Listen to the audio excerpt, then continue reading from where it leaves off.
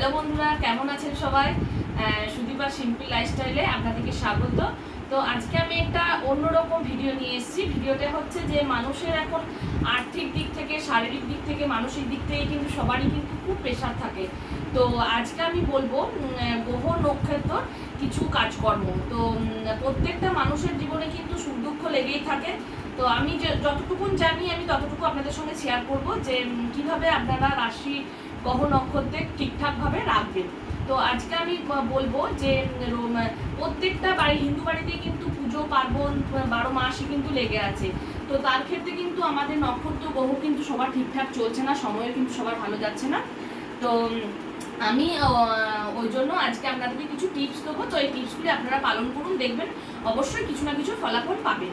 তো প্রথম টিপস হচ্ছে, তো আপনারা রবিবার দিন স্নান টান করে আদিত্য হৃদয় স্তোত্র পাঠ করুন। স্নান টান করে দেখবেন আপনারা পরিবারের সুখ শান্তি সব ফিরে পাবেন, আর সদস্যের সব সম্মান বৃদ্ধি পাবেন। তো প্রত্যেক রবিবার আপনারা স্নান টান করে এই শুদ্ধ বস্ত্র পরে এটাকে পাঠ করুন, দেখবেন আপনাদের অবশ্যই ফলাফল ভালো মিলবে। আর দ্বিতীয় নম্বর টিপস হচ্ছে যে রবিবার দিন সন্ধ্যাবেলায় আপনারা সূত্র বস্ত্র পরে অশ্বত্থ গাছের তলায় চারমুখী একটা প্রদীপ জ্বালান।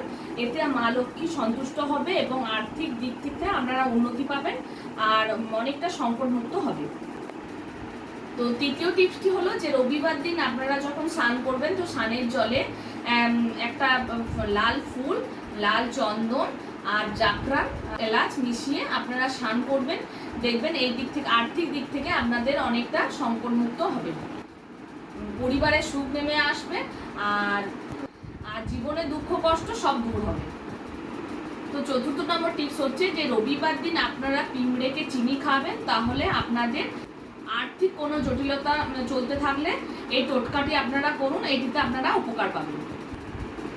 তো 5 নম্বর হচ্ছে যে আপনারা রবিবার দিন স্নান টান করে নিয়ে লাল চন্দনে তিলক আঁকুন বা একটা টিপ করুন, তাহলে দেখবেন আপনাদের সব কাজ কিন্তু সব ভালোভাবে সম্পূর্ণ হবে।